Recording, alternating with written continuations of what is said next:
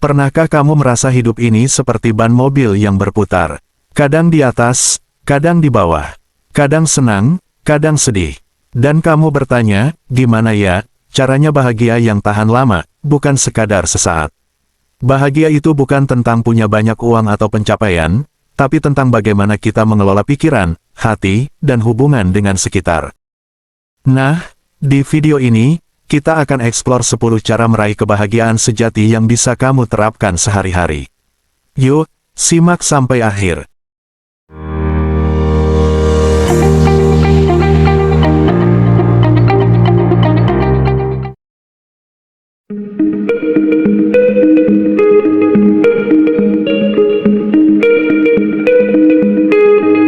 Bersyukur itu seperti kunci yang membuka pintu kebahagiaan. Seperti saat bangun di pagi hari, ucapkan terima kasih karena masih diberi napas, keluarga yang sehat, atau makanan di meja. Atau bayangkan hidupmu seperti tabungan.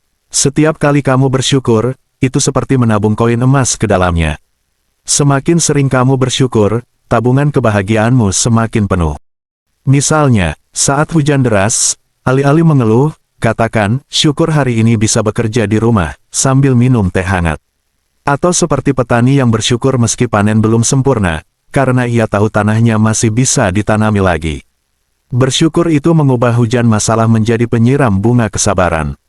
Penelitian dari Harvard University membuktikan, orang yang rutin bersyukur punya tingkat stres lebih rendah dan tidur lebih nyenyak.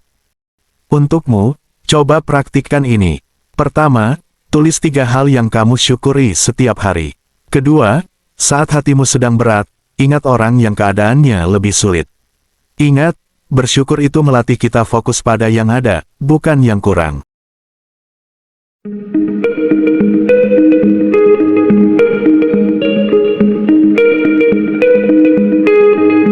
Kita sering kejam pada diri sendiri. Kita sering menuntut, aku harus kurus, aku harus sempurna, atau aku nggak boleh gagal, dan juga suka membandingkan diri dengan orang lain. Ibarat sekumpulan pohon di tengah hutan.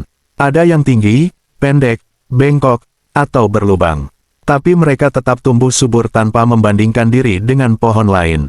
Kita manusia seringkali seperti ingin menjadi pohon pinus, walaupun kita adalah pohon mangga. Padahal, mangga pun punya keunikan, buahnya manis, atau daunnya rindang. Terimalah bahwa lubang di batang hidupmu adalah bagian dari cerita yang membuatmu kuat. Kebahagiaan sejati dimulai ketika kita menerima diri sendiri, termasuk kelemahan dan masa lalu. Contohnya, gagal di pekerjaan, itu bukan akhir dunia, kamu tetap berharga. Atau punya fisik tidak sesuai standar. Tubuhmu adalah rumah untuk jiwamu, rawatlah dengan kasih sayang. Seperti kata Lao Tzu, jika kamu menerima diri sendiri, seluruh dunia akan menerimamu.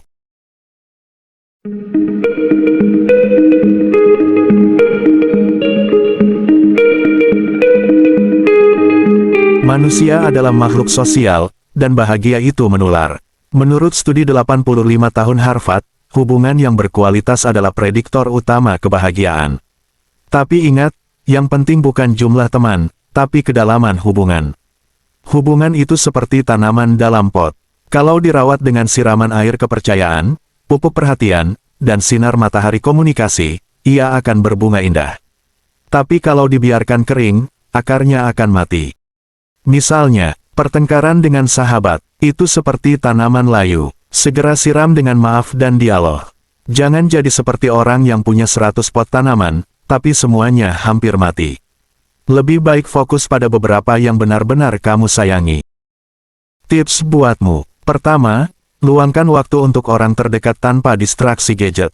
Kedua, jadilah pendengar yang baik. Terkadang, orang butuh didengar, bukan dinasihati. Ketiga, maafkan kesalahan kecil. Memendam dendam hanya meracuni hati.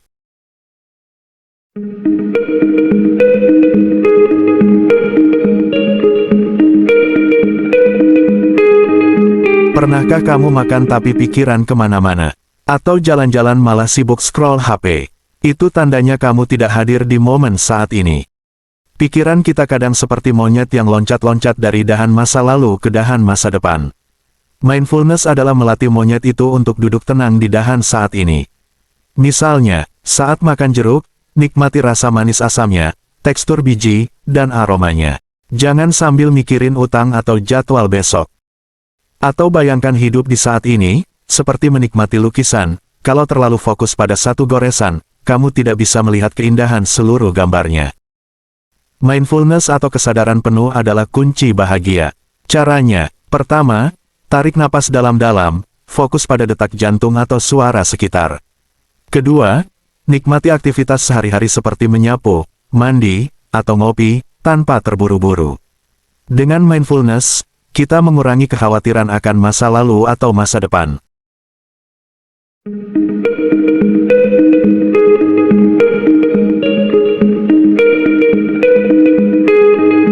Bahagia itu bukan hanya tentang senang-senang, tapi juga merasa hidupmu bermakna.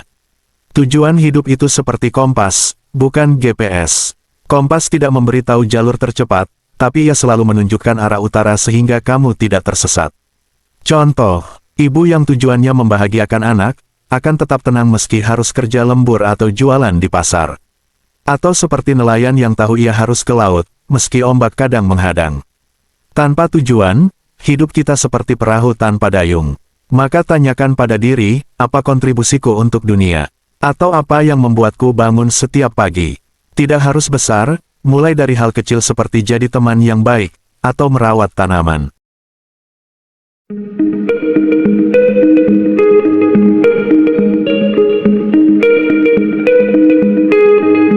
Pikiran dan tubuh adalah satu kesatuan.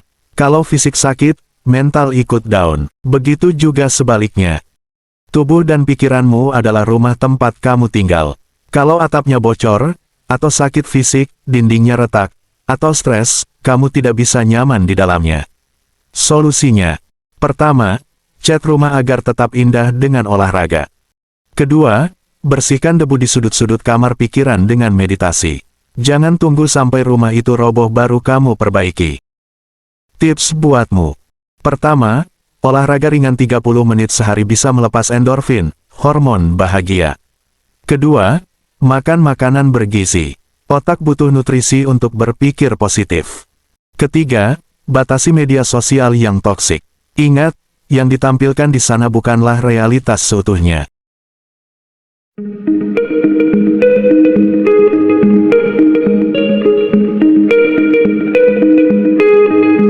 Berdasarkan penelitian, berbuat baik ke orang lain meningkatkan kebahagiaan lebih besar daripada menerima. Berbuat baik itu seperti mengayunkan ayunan. Saat kamu mendorong orang lain naik ke atas, ayunan itu akan kembali ke tanganmu dengan sendirinya. Bagaikan lingkaran, kebaikanmu akan kembali padamu suatu hari nanti. Berbuat baik tidak perlu hal besar, cukup lakukan. Senyum ke tetangga. Belikan makanan untuk orang kurang mampu. Atau kirim pesan positif ke teman yang sedang sedih. Seperti menyalakan lilin untuk orang lain, duniamu tidak jadi gelap, malah tambah terang.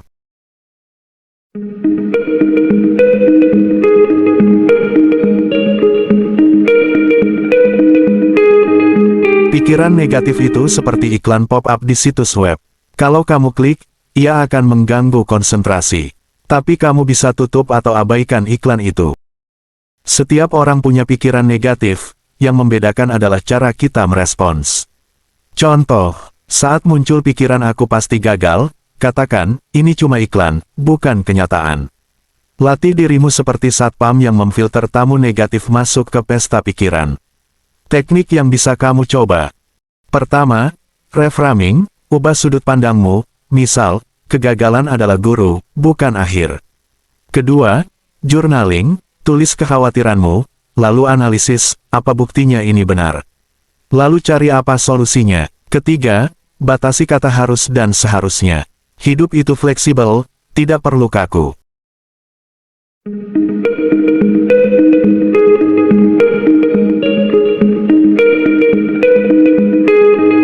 Spiritualitas tidak harus tentang agama. Ini lebih kepercaya ada kekuatan besar di luar diri kita. Spiritualitas adalah jangkar kapal di tengah badai.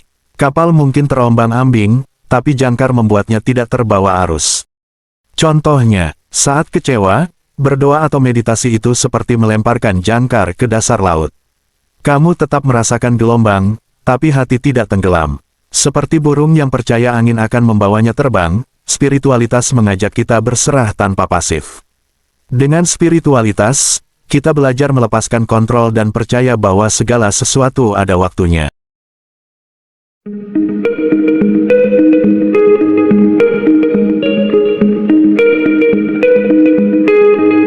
Kita sering terjebak pikiran, aku akan bahagia kalau sudah punya rumah, nikah, atau naik gaji. Padahal, hidup adalah rangkaian proses. Mengejar kebahagiaan itu seperti mendaki gunung. Kalau fokusnya hanya ke puncak, kamu akan kelelahan dan lupa nikmati bunga Edelweiss di jalur pendakian. Contohnya, proses belajar bahasa asing itu seperti mengumpulkan koin. Tiap hari sedikit, lama-lama jadi harta. Atau hidup bukan fast food yang instan, tapi seperti masakan rumahan yang perlahan tapi penuh cita rasa. Ketika kita fokus pada proses, tekanan berkurang dan kebahagiaan muncul alami.